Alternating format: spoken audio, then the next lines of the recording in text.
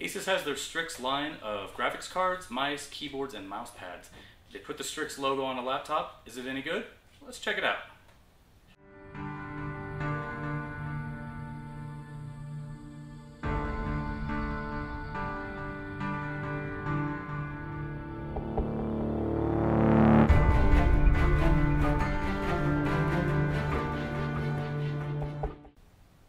On the GL502VT-DS71, this, as I mentioned, has a 15.6 inch screen and the resolution is 1920 by 1080 on it. It doesn't have G-Sync on the VT model, which is what we're looking at today, but the VY model with the 980M graphics card will have G-Sync on it. So there are a couple differences between the two. For the processor, it's got an i7 6700HQ processor running from 2.6 to 3.5 gigahertz, and it has a 970M graphics card from NVIDIA with 3 gigabytes of video RAM. So the VT has the 970 and the VY versions have the 980M on it. This model in particular, this one has a 7200 RPM 1 terabyte hard drive in there. It does have an M.2 slot in there, just an empty slot, so you could upgrade it and we can upgrade that for you if you'd like, if you want some more storage space, if you want a faster solid state drive, and you could also upgrade the hard drive to a solid state if you would like it as well. This model comes with the base configuration of 16 gigabytes of DDR4 memory. It's got running at 2133 megahertz for it, and it can be upgraded to 24 gigabytes on this model with the 970M. The version with the 980M should be able to go up to 32 gigabytes based on the specs that we have.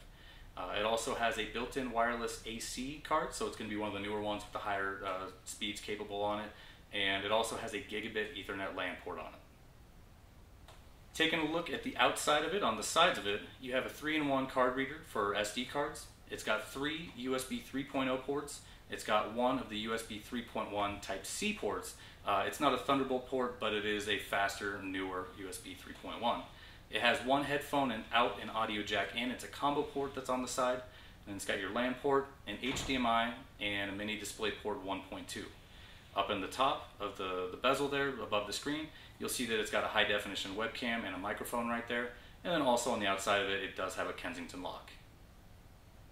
For the dimensions of this, it's going to be 15.35 inches wide across this way. It's going to be 10.47 inches deep.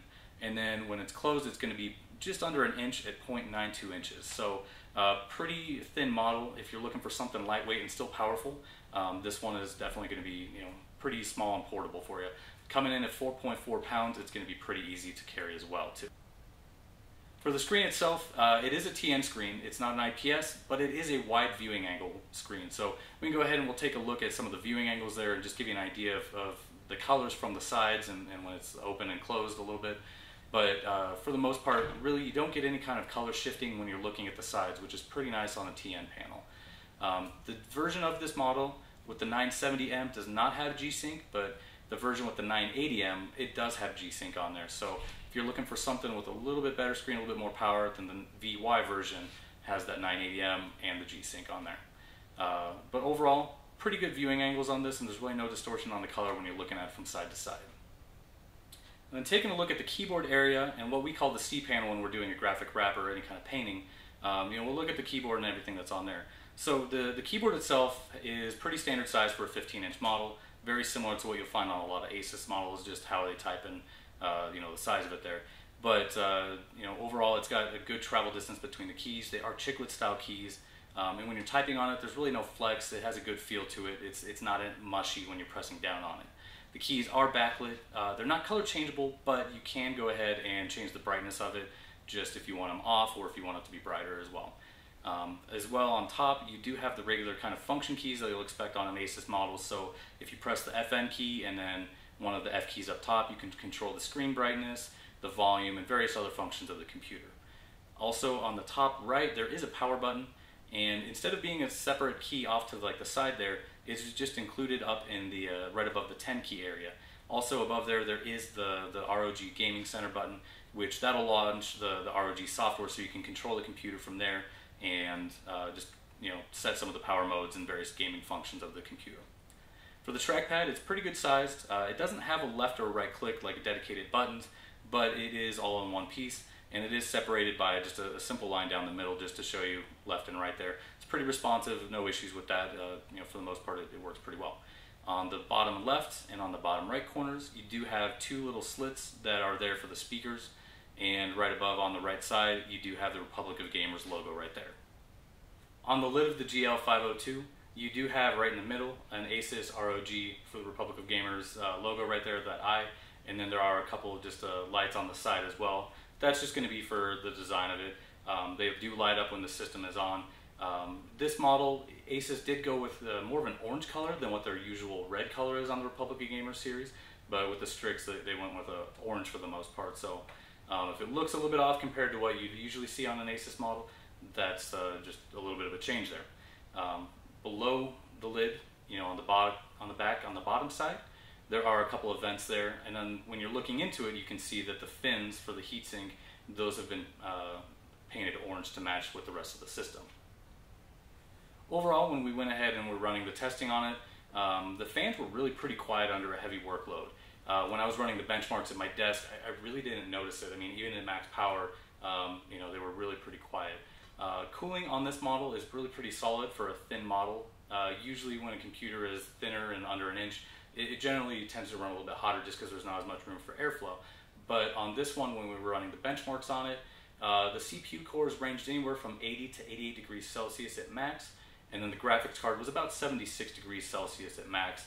And that's just with the stock, kind of cooling in there. That doesn't include if we have any kind of upgrades to it, like the IC diamond thermal compound.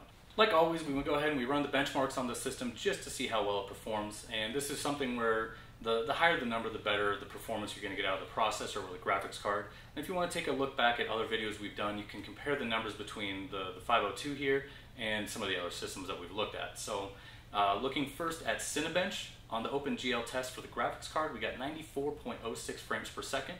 And on the Cinebench CPU test, we got 653 points on that one. And then below each score, you can also see other systems that have run the test and just how well it compares to the scores that they've got. On the Firestrike benchmark, for a combined score, we got 6,592 for that score, coming in at 42% better than any other graphics card that had ever run the program. So that includes other laptops, other desktops, and really any other system. On the Skydiver test, we ended up getting 18,793, and that one was better than 66% of all the graphics cards that the test has been run on. So that seems to be about normal for what we get with a 970M graphics card.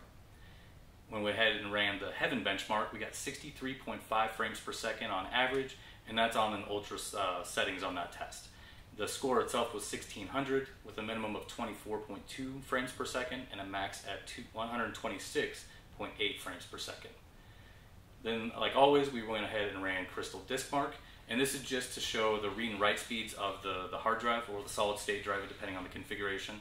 And again, the higher the number, the better, the quicker it's going to be able to load programs and write programs onto the drive. So for this one, we got 124.9 megabytes per second on the read, and then 115 megabytes per second on the write, and that was on the sequential test speed. On the inside, you will see you've got your battery right here. You've got your 2.5-inch hard drive bay right there. Underneath this little flap is where you're going to find your wireless card. Then you've got one stick of RAM right here, so the one that's upgradable. And then right here you've got your M.2 slot that's open on this model, which you could upgrade it. We do have options for that. And then underneath here you've got your CPU and your GPU, and then the heat sinks and heat pipes, and then the fans that are going to take everything and blow it out the back there. So there you go. That is a look at the ASUS GL502VT-DS71. Again, this is the new Strix model, the new 15-inch model from ASUS. So if you're looking for a thin, light, and portable system that still has some good power to it, this is going to be one to consider. For the most part, it's got a good solid build quality in the frame. The keyboard is nice to type on. The trackpad is responsive, and the sound quality on this one was impressive. Like a lot of other ASUS models, it does have good cooling, and the fans are quiet under a heavy workload. If you have any questions on this model, the VY version of it, or anything else, any of our services or upgrade options, feel free to call us at 1-888-289-9684. You can always email us at sales@exoticpc.com, and you can hop onto the live chat on our website and ask us questions that way.